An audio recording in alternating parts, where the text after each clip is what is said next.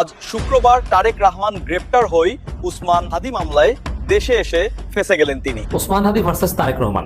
উসমান হাদিকে হত্যা, সেই সাথে অনেক নেতাকর্মী জীবন শেষ করে দেশে ফিরলেন তারেক রহমান। এদিকে আজ শুক্রবার সকালে উসমান হাদি মামলায় তারেক রহমান ফেঁসে গেলেন। গতকাল তারেক রহমান দেশে এসে নানান ঘটনা ঘটাচ্ছেন, এই নিয়ে সারা দেশেই তুলপাড়। দেশে এসেই তারেক রহমান বিরাট ভুল করলেন, ভুল বক্তব্য দিলেন, যে বক্তব্যে আমরা একমত নই এবং আমরা এর প্রতিবাদ জানাতে বাধ্য। হাদির জীবন উৎসর্গ করার পেছনে যে কারণ ছিল, সেই কারণ কি আদৌ বাস্তবায়িত হবে? এই রাজনীতির নোংরা সিস্টেম এই হাদিদের হত্যাকারীকে কখনোই আইডেন্টিফাই করতে পারে না, আর যাদেরকে আইডেন্টিফাই করে। দেশের গণমাধ্যমগুলো যখন তারেক রহমানের প্রতিটি কাজের মিনিট সেকেন্ডের খতিয়ান তুলে ধরছে, তখন রাজনীতির অন্য মোড়ে চলছে ভিন্ন খেলা।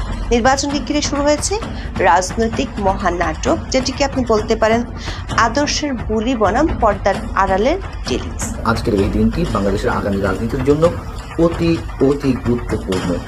তার কারণ দেশের রাজনৈতিক মঞ্চের এই মুহূর্তে সবচেয়ে বড় এবং গুরুত্বপূর্ণ দল বিএনপির নেতা তারেক রহমান লন্ডনে ভাইয়া অবশেষে বাংলাদেশে এসেছেন, চমৎকার একটা বক্তব্য দিয়েছেন, শুনলাম বক্তব্য পুরোটাই। তিনি কিন্তু বিগত সময়ে বারবার সাম্রাজ্যবাদ, আধিপত্যবাদ এসবের মোকাবেলা নিয়ে কথা বলেছেন। গতকাল যখন তারেক রহমান দেশে ফিরেন, ঠিক তখন থেকেই তারেক রহমানকে নিয়ে সমালোচনা হচ্ছিল। অনেকে আগে থেকেই সন্দেহ করছিল যে তারেক রহমান দেশে আসলেই গ্রেপ্তার হবেন। এখন দেখতে পাচ্ছি আজ শুক্রবার সকালে নতুন একটি ঘটনা ঘটে উসমান হাদির মামলায়। দর্শক শ্রোতা, গত কিছুদিন যাবৎ দেশ উত্তাল উসমান হাদির মামলা নিয়ে, এবং এইটার পিছনে অনেকে সন্দেহ করছিল অনেক নেতাকর্মীকে। আপনারা সম্পূর্ণ ভিডিও দেখবেন আজ তারেক রহমানের কি হয় এবং তারেক রহমানকে নিয়ে সর্বশেষ আপডেট, তিনি দেশে এসে কি কি করবেন, এইগুলা দেখলেও আপনারা অবাক হবেন। দর্শক শ্রোতা, আপনারা এই সম্পূর্ণ নিউজ প্রতিবেদনটি ধারাবাহিকলি কন্টিনিউ করবেন, তাহলে দেশের সকল আপডেট এই একটি ভিডিওতে দেখতে পারবেন। এদিকে বাংলাদেশের বড় রাজনৈতিক দলের প্রধান দেশে ফেরা নিয়ে অনেক চাঞ্চল্যকর তথ্য আমাদের হাতে এসেছে, যা শোনার পর ঘুরে যেতে পারে এই রাজনৈতিক বর্তমান প্রেক্ষাপট। এই বিএনপির ভারপ্রাপ্ত চেয়ারম্যান জনাব তারেক রহমান দেশে ফেরা নিয়ে উসমান হাদিকে হত্যা, সেই সাথে অনেক নেতাকর্মী জীবন শেষ করে দেশে ফিরলেন তারেক রহমান। ঘন্টার ভিতরে আমার ছেলের বিচার চাই।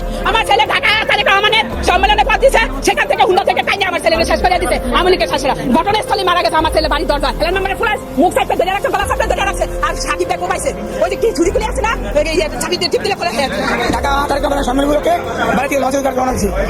বাড়ি থেকে বাড়ির মেন রাস্তার পড়ছে, তখন এই আমি সদস্যরা বোধ করতে দেখা দেখি প্রতিরোধ করে রেল মধ্যে কইছে, এবার ঘটনাস্থলে মারিয়া লাশ নিয়ে গুম করার চেষ্টা করে, তখন আমার ছেলের মায় জাবায় ধরে রাখছে। যে মানুষটি বেশ কয়েকদিন আগেই বলে দিলেন যে তারা দেশে ফেরা একার পক্ষে সম্ভব না, সেই মানুষটি কার কথায়, কার বা ইশারায় এত দ্রুত এই বাংলাদেশে আসার জন্য ব্যাকুল হয়ে গেল? এখানে কোন রাজনৈতিক শক্তির হাত রয়েছে, যা জানতে চায় এই দেশের 18 কোটি মানুষ। এখনও এই শহীদ বীর ওসমান হাদির মৃত্যুর রেশ কেটে উঠতে পারেনি এই দেশের সাধারণ মানুষ।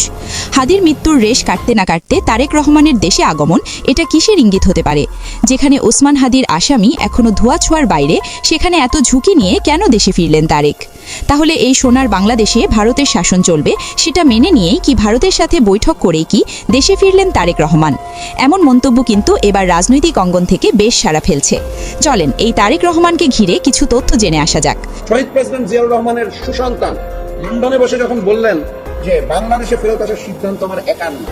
শুধু কি তাই, এই তারেক রহমান দেশে ফেরা নিয়ে তারেক দেশে আসার আগে যা ঘটনার জন্ম দিয়েছে এই কিছু দুষ্কৃতী চক্র, তা বলে শেষ করা যাবে না। একের পর এক হত্যা, ককটেল বিস্ফোরণ থেকে শুরু করে নানান অসামাজিক কাজের মধ্য দিয়ে এই দেশে ফিরলেন তারেক রহমান। এই তারেক রহমানের দেশে ফেরা নিয়ে বিএনপির কিছু কর্মীদের জীবন দিতে হলো। এদের দায় কারা নিবে? এই বাংলাদেশ দেখতে চায় না দেশের সাধারণ মানুষ। হাদি হত্যার বিচার না হওয়ার আগে এই দেশে তারেক রহমান ফেরা নিয়ে এবার সন্দেহের তীর কিন্তু বিএনপির শক্তিশালী নেতা মির্জা আব্বাসের দিকে যাচ্ছে। দেশের এক পক্ষের নাগরিক মনে করছে এই ওসমান হাদি হত্যার দায় বিএনপিকে নিতে হবে, কেননা ওসমান হাদির জানাজায় বিএনপির বড় বড় নেতাকর্মীকে দেখা যায়নি। সেই সাথে এই ঐতিহাসিক জানাজায় মির্জা আব্বাসের উপস্থিতি দেখা যায়নি বলে একটি সূত্র নিশ্চিত করেছেন।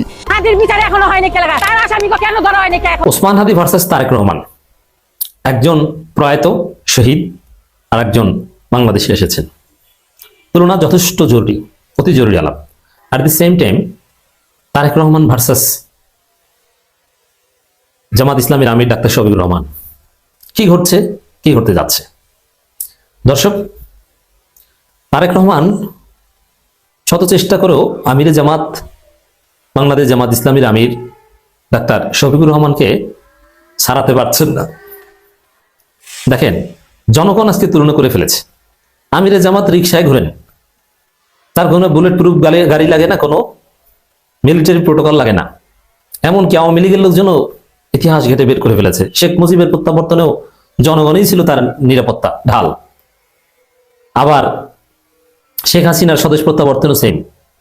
কিন্তু আর আমিরে জামাতের প্রোটোকল হচ্ছে দেশের জনগণ। জননেতার মিলিটারি প্রোটোকল লাগে না, বুলেট প্রুফ গাড়ি লাগে না। আপনারা দেখেছেন যে তারেক রহমান দেশে ফিরেছেন, তাকে যেভাবে এয়ারপোর্ট থেকে 300 ফিট এবং সেখান থেকে এভার কেয়ারে নেওয়া হলো, মানে এত সেনাবাহিনী চারদিকে কয়েক মিটারের পর মিটার যেভাবে সেনাবাহিনী তাকে ঘিরে আছে, এটা নজিরবিহীন। এটা প্রধানমন্ত্রীর ক্ষেত্রে হয় না। শুধু তাই নয়, অথচ এর চাইতে এটা কত লোক হয়েছে, এর চাইতে ওসমান হাদির জানাজায় অনেক বেশি লোক হয়েছে। অল্প লোক হয়েছে এখানে, এই বিএনপি তো এখানে ধরা খেয়েছে। আমি আসছি ওসমান হাদির সাথে তুলনা করতে। এখানে এই যে সেনা বেষ্টিত তারেক রহমান, বুলেট প্রুফ আবদ্ধ তারেক রহমান, এটা জনগণ ভালোভাবে নেয়নি। মানুষ ছবি দিচ্ছে। এই যে দেখেন, জামাতের আমি রিক্সায় চলে, আর আপনি কিসে চলেন? আপনি জনগণের কাছে যাবেন কিভাবে এত প্রোটোকল নিয়ে?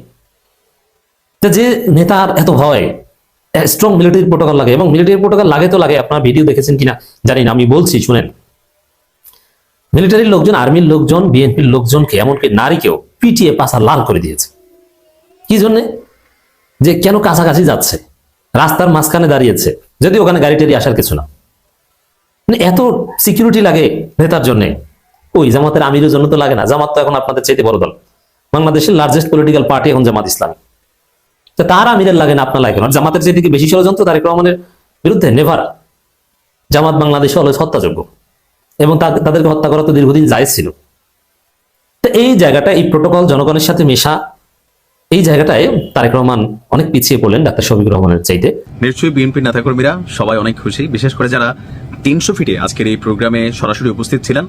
এত পরিমাণ মানুষ আসলে সর্বশেষ আমি নিজেও কবে দেখছি জানি না, যে যতদিন ধরে নিউজ করছি। যাই হোক, তো বিএনপির যারা অনুসারী আছেন তাদের প্রিয় নেতা জনাব তারেক রহমান বাংলাদেশে এসেছেন, তো বক্তব্য দিয়েছেন। এরপরে অনেকে আসলে জানতে চাচ্ছেন যে তিনি আসলে কি ঘোষণাগুলো দিলেন, যে এই যে বাংলাদেশে আসলেন, সারা বাংলাদেশ যে তার অপেক্ষায়, সারা বাংলাদেশ বলতে যারা বিএনপির নেতাকর্মী আছে, এছাড়াও রাজনৈতিকভাবে যারা একটা স্থিতিশীল পরিস্থিতি দেখতে চায়, জনাব তারেক রহমান আসার পরে কি ঘটবে, বা ওনার কর্মসূচিগুলো কি, বা তিনি আসলে কি ঘোষণা দিবেন, এগুলো নিয়ে অনেকের মধ্যেই নানান চাঞ্চল্যকর অবস্থান আছে, বা তথ্যগত জানার আগ্রহী ইচ্ছা আছে।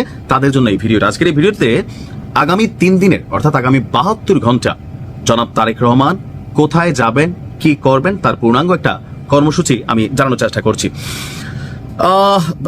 এই সম্পর্কে আমরা বিএনপির যে স্থায়ী কমিটির সদস্য সালাউদ্দিন আহমেদ এবং তারেক রহমানের আজকের বক্তব্যের একাংশ আপনারা শুনছেন, তো সেখান থেকে এতটুকু স্পষ্ট যে আজকে এই বক্তব্য দেওয়ার পর তিনি সোজা গিয়েছেন, সেটা হচ্ছে যে বিএনপি চেয়ারপারসন অর্থাৎ ওনার আম্মা বেগম খালেদা জিয়াকে দেখতে এবার কেয়ার হাসপাতালে গিয়েছেন। আমি যখন নিউজটি করছি তখন তিনি সম্ভবত এবার কেয়ার হাসপাতালে আছেন, অথবা সেখান থেকে বেরিয়ে গিয়েছেন। তো এবার কেয়ার হাসপাতাল থেকে যদি তিনি বের হয়ে থাকেন, তাহলে সেখান থেকে বিমানবন্দর সড়ক হয়ে কাকুলির মোড় হয়ে গুলশান 2 নম্বর বাসভবনে চলে গিয়েছেন, অথবা তিনি যাত্রারত আছেন। তো আজকে অন্য কোনো অনুষ্ঠান, প্রোগ্রাম অথবা কোনো সংবর্ধনা, এগুলার কোনোটাই তিনি গ্রহণ করবেন না। স্বাভাবিক দীর্ঘ একটা বিমান যাত্রা, আবার আবহাওয়াগত একটা ইস্যু আছে। এই যে আমি সাউথ কোরিয়া থেকে গত 5 দিন আগে বাংলাদেশ থেকে আসছি, 13 দিনের সফরে গিয়েছিলাম। তো আবহাওয়াগত ইস্যুটা আমাদেরকে ইফেক্ট করে, কারণ এখানে মাইনাসের মধ্যে আছি। হুট করে বাংলাদেশে গেলে ফিজিক্যাল কন্ডিশনও খারাপ হয়ে যায়, ক্লান্তি লাগে। তো 26 ডিসেম্বর কি হবে? শুক্রবার, অর্থাৎ 26 ডিসেম্বর জুমার নামাজের পর তারেক রহমান তার গুলশানের বাসভবন থেকে প্রথমে রাজধানীর শেরেবাংলা নগরে তার প্রয়াত পিতা জিয়াউর রহমানের কবর জিয়ারত করবেন। সন্তান হিসাবে এটা অবশ্যই তার প্রথম দায়িত্ব। সেখান থেকে সাভারের জাতীয় স্মৃতিসৌধে গিয়ে মুক্তিযুদ্ধের শহীদদের প্রতি শ্রদ্ধা জানাবেন। এটা রাষ্ট্রীয় দায়িত্ব, অথবা এটা তার পলিটিক্যাল পয়েন্ট অফ ভিউ থেকে তিনি এই কাজটা করবেন। এরপর হচ্ছে আগামীকালকেও এই 2টা প্রোগ্রামের বাহিরে তেমন কোনো প্রোগ্রাম থাকবে না। আর ওনার যারা আত্মীয় স্বজন আছেন, পারিবারিকভাবে হয়তো ওনাদের সাথে দেখা সাক্ষাৎ করবেন, বা দলের কেন্দ্রীয় পর্যায়ে যারা নেতারা আছেন তাদেরকে হয়তো সময় দিবেন। নাম্বার 3, তৃতীয় দিন হচ্ছে 27 ডিসেম্বর। ওই দিন আবার 2টা কর্মসূচি তিনি রাখছেন। জাতীয় পরিচয়পত্রের কাজ করবেন তিনি, কারণ তিনি কিন্তু এখনো ভোটার হন নাই। লন্ডনে অবস্থানকালীন তিনি প্রবাসী যে ভোটার সেটা হন নাই, কারণ বাংলাদেশে এসে তিনি ভোটার হবেন, সেজন্য জাতীয় পরিচয়পত্রে কাজ করবেন। সশরীরে রাজধানীর আগারগাঁওয়ে নির্বাচন কমিশন অফিসে যাবেন কিনা এটা এখনো শিওর না, তবে সম্ভাবনা আছে। কোনটা রেখে কোনটা শেয়ার করব বুঝতে পারছি না। লন্ডনে ভাইয়া অবশেষে বাংলাদেশে এসেছেন, চমৎকার একটা বক্তব্য দিয়েছেন, শুনলাম বক্তব্য পুরোটাই। তিনি কিন্তু বিগত সময়ে বারবার সাম্রাজ্যবাদ, আধিপত্যবাদ এসবের মোকাবেলা নিয়ে কথা বলেছেন। আজকের বক্তব্যে তিনি আধিপত্যবাদ মোকাবিলা করবেন বলেছেন, কিন্তু ভারতীয় আধিপত্যবাদ মোকাবিলা করবেন একথা একবারের জন্যও বলেন নাই। কেন বলেন নাই? বিএনপির পুঁজি তো ভারত বিরোধিতা, জামাতের পুঁজি ভারত বিরোধিতা, তাহলে ভাইয়া কেন আজকে ভারতীয় আধিপত্যবাদের বিরুদ্ধে কথা বললেন না? নিশ্চয়ই কোনো টুইস্ট আছে। টুইস্ট কি সেটা আপনার অল্প কিছুদিনের মধ্যেই টের পেয়ে যাবেন। বিভিন্ন সূত্রে বিভিন্ন লোকেদের কাছে শুনতে পেলাম তারেক ভাইয়া ভারতের সাথে একটা সমঝোতার ভিত্তিতে বাংলাদেশে প্রবেশ করেছেন, ভারত তাকে আসার জন্য সম্মতি দিয়েছে। যদিও এটা আমি ব্যক্তিগতভাবে বিশ্বাস করি না, কিন্তু গুঞ্জন শুনতে পাচ্ছি তাকে কয়েকটা শর্ত দেওয়া হয়েছে। আওয়ামী লীগের উপর যে ধরনের নির্যাতন নিপীড়ন হচ্ছে, আওয়ামী লীগের নেতাকর্মীদেরকে হত্যা করা হচ্ছে, তাদেরকে মব করা হচ্ছে, তাদের উপর আইনের কোনো শাসন নিশ্চিত করা হচ্ছে না। যারা দেশের বাইরে পালিয়ে গেছে আওয়ামী লীগের নেতাকর্মী, তাদেরকে বাংলাদেশে ফেরত আনার বন্দোবস্ত করে দিতে হবে। ভারতের অনুমতি ছাড়া কোনো ধরনের পারমাণবিক অস্ত্র কিংবা পারমাণবিক ক্ষেপণাস্ত্র কিংবা হোয়াটএভার কোনো ধরনের অস্ত্র, যুদ্ধ সরঞ্জাম ক্রয় করতে পারবে না। আরো শুনতে পেলাম জামাত এবং তাদের যারা সমমনা দল আছে, মুক্তিযুদ্ধের বিরুদ্ধের শক্তি, এদেরকে জঙ্গি ট্যাগ দিয়ে ধরতে হবে, ভেতরে পড়ে দিতে হবে, লাল দালানের ভেতর। এগুলা শুনলাম, এগুলা আমি বিশ্বাস করি না, কারণ ভাইয়া এসব পালন করতে পারবেন না। কারণ ভাইয়ার দলের মধ্যে একাধিক মৌলবাদী আছে, ভাইয়ার দলের মধ্যে একাধিক স্বাধীনতা বিরোধী চক্র আছে, স্বাধীনতা বিরোধী শক্তি আছে। ভাইয়া তার বক্তব্যে অনেক কথাই বলেছেন, I have a plan, I have a plan. ভাইয়ার কথায় আমার প্ল্যানটা মনে পড়তেছে। আমার জীবনে একটাই লক্ষ্য, একটাই প্ল্যান, সেটা হচ্ছে রাজাকারদেরকে ড্যাশ মারা। রাজাকারদেরকে সকাল সন্ধ্যা রাত 3 বেলা নিয়ম করে ড্যাশ মারতে হবে, এবং এটা আমার হবিতে পরিণত হয়ে গেছে। এটা আমার শখ। রাজাকারদেরকে যত ড্যাশ মারতে পারি তত ভালো লাগে, সেটা অনলাইনে হোক অফলাইনে হোক। বুঝতে পারছেন তো আমার প্ল্যানটা কি? ভালো না? ভাইয়ার বক্তব্য শুনে বাংলাদেশের প্রথম সারির নায়িকা পরিমণি ভাইয়ার প্রেমে পড়ে গেছে। তো ভাইয়ার প্রেমে যদি পরিমণি পড়ে, সেক্ষেত্রে আরো যারা আছে তারাও ভাইয়ার প্রেমে পড়বে। ভাইয়ার বক্তব্যের মধ্যে যে পরিবর্তন দেখলাম সবই ভালো লেগেছে। তিনি ভারতের বিরুদ্ধে একটা কথা উচ্চারণ করেন নাই, তিনি আওয়ামী লীগের বিরুদ্ধে একটা কথা উচ্চারণ করেন নাই। এটা কেন করেন নাই, কোন উদ্দেশ্যে করেন নাই, পেছন থেকে কারা কলকাঠি নাড়ছে, সেটা সময় আসলে অবশ্যই আমরা জানবো, আপনাদেরকেও জানাবো এবং আপনারাও জেনে যাবেন। কিন্তু আমার একটা বিষয়ে খটকা লেগেছে, বিএনপির ভাইয়া 17 বছরের নির্বাসিত জীবন শেষে বাংলাদেশে এসেছেন, সেক্ষেত্রে বিএনপির লোকজন নেতাকর্মীরা সবাই আসবে, একটা জনস্রোত হবে, এটা খুব স্বাভাবিক না? কারণ এখন তো বিএনপি বিরোধী দলে আছে। বা দেশের গণমাধ্যমগুলো যখন তারেক রহমানের প্রতিটি কাজের মিনিট সেকেন্ডের খতিয়ান তুলে ধরছে, তখন রাজনীতির অন্য মোড়ে চলছে ভিন্ন খেলা। নির্বাচনকে ঘিরে শুরু হয়েছে রাজনৈতিক মহানাটক, যেটিকে আপনি বলতে পারেন আদর্শের বুলি বনাম পর্দার আড়ালের ডিলিংস। সে ডিলিংসে আছে দুটি চমক। একটি হলো এনসিপি ও জামাতের সম্ভাব্য জোট। কয়েকদিন আগেও যে এনসিপি নেতারা জামাত ইসলামীকে রাজনৈতিক প্রতারক বলেছে, সে জামাত ইসলামী এখন এনসিপিকে 30টি আসন ছেড়ে দিচ্ছে। বৈষম্য বিরোধী আন্দোলনের নেতা আব্দুল কাদেরের দাবি অনুযায়ী এনসিপি শুরুতে 50টি আসন চেয়েছিল, কিন্তু রফা হয়েছে 30টিতে। শুধু আসন নয়, গুঞ্জন আছে প্রতি আসনে 1.5 কোটি টাকার বাজেট, এবং ভবিষ্যতে নাহিদ ইসলামের প্রধানমন্ত্রী বা বিরোধী দলীয় নেতা হওয়ার স্বপ্ন নিয়েও পর্দার আড়ালে আলোচনা চলছে। দর্শক, একই বলে রথ দেখা হলো আর কলাও বেচা হলো। তারেক জিয়া দেশে আসবে বলে বলে অবশেষে তারেক জিয়া আজকে বাংলাদেশে চলে আসলো এবং তারেক জিয়া বাংলাদেশে প্রত্যাবর্তন হয়ে গেল। এখন কি বাংলাদেশে শেখ হাসিনার প্রত্যাবর্তন হওয়ার পালা? আবার অনেকের মনে প্রশ্ন আছে, তারেক জিয়া তো বাংলাদেশে আসার ক্ষেত্রে নিরাপত্তার সংখ্যা ছিল, তাহলে কি ইন্ডিয়া গ্রিন সিগন্যাল দিয়েছে তারেক জিয়াকে বাংলাদেশে আসার জন্য, বা ভারতের সাথে তারেক জিয়ার কি কোনো সমঝোতা হয়েছে? সমঝোতা হওয়ার খুবই সম্ভাবনা বেশি। হয়তোবা আগামীতে যে পাতানো নির্বাচন হবে, সে পাতানো নির্বাচন হয়ে যাবে এবং সে পাতানো নির্বাচনের ফলে বিএনপি ক্ষমতায় আসবে এবং তারেক জিয়া প্রধানমন্ত্রী হবে। তারেক জিয়া প্রধানমন্ত্রী হওয়ার পরে আওয়ামী লীগ বাংলাদেশের রাজনীতিতে ব্যাক করবে। তার কিছু মাস পরে হয়তোবা শেখ হাসিনা বাংলাদেশে প্রত্যাবর্তন হতে পারে। এই সকল বিষয় হয়তোবা ভারতের সাথে তারেক জিয়ার একটা সমঝোতা হয়েছে। এখন মেইন বিষয় হচ্ছে তারেক জিয়া ক্ষমতায় বসার পরে যে সমঝোতাটা হয়েছে সেই অনুযায়ী কি কাজ করবে, নাকি সম্পূর্ণরূপে ভারতের সাথে পলিটি খেয়ে ভারত বিরোধিতার রাজনীতি করে পাকিস্তানের সাথে সম্পর্ক স্থাপন করবে। আর আরেকটি সবচেয়ে গুরুত্বপূর্ণ বিষয় হচ্ছে, গতকালকে শেখ হাসিনার সাথে ভারতের বিরোধী দলের একজন নেত্রী সোনিয়া গান্ধী সাক্ষাৎ করেন এবং গুরুত্বপূর্ণ বৈঠক করেন। সেখানে রাহুল গান্ধীও উপস্থিত ছিলেন। হঠাৎ করে কংগ্রেসের নেত্রীদের সাথে নেতাদের সাথে শেখ হাসিনার এই বৈঠক কেন? যেদিন তারেক জিয়া আসবে তার আগের দিন। এটাও কিন্তু খুবই গুরুত্ব বহন করে, কারণ কিছুদিন আগে এই রাহুল গান্ধী সংসদের মধ্যে বলেছিল মোদির উদ্দেশ্যে যে শেখ হাসিনাকে দেশে ফিরিয়ে নিয়ে যাওয়ার জন্য কি সিদ্ধান্ত নিয়েছে এই সরকার। কথা বুঝেন নাই? তার মানে কংগ্রেস এবং এই যে বিজেপি আছে তারা মিলে হয়তোবা একটা যোগসাজশ বা একটা সিদ্ধান্ততে এসেছে শেখ হাসিনাকে কিভাবে তাড়াতাড়ি বাংলাদেশে প্রত্যাবর্তন করানো যায়, আরো বিভিন্ন বিষয়ে রাজনৈতিক আলোচনা করেছে। দর্শক আপনারা তো দেখলেন এখানে কি কথা হচ্ছে, অনেকেই কিন্তু অনেক কথা বলতেছে, অনেকে আলোচনা করতেছে, অনেকে সমালোচনা করতেছে দেশের বিভিন্ন অবস্থা এবং পরিস্থিতি নিয়ে। বিশেষ করে এখানে তারেক রহমানকে নিয়ে কথা হয়, তার প্রত্যাবর্তন, অন্যদিকে উসমান হাদির বিষয়ে অনেক বিষয় নিয়ে কথা হয়। গাইজ এই বিষয়গুলো দেখে আপনাদের কি মনে হচ্ছে এবং আপনাদের মন্তব্য কি?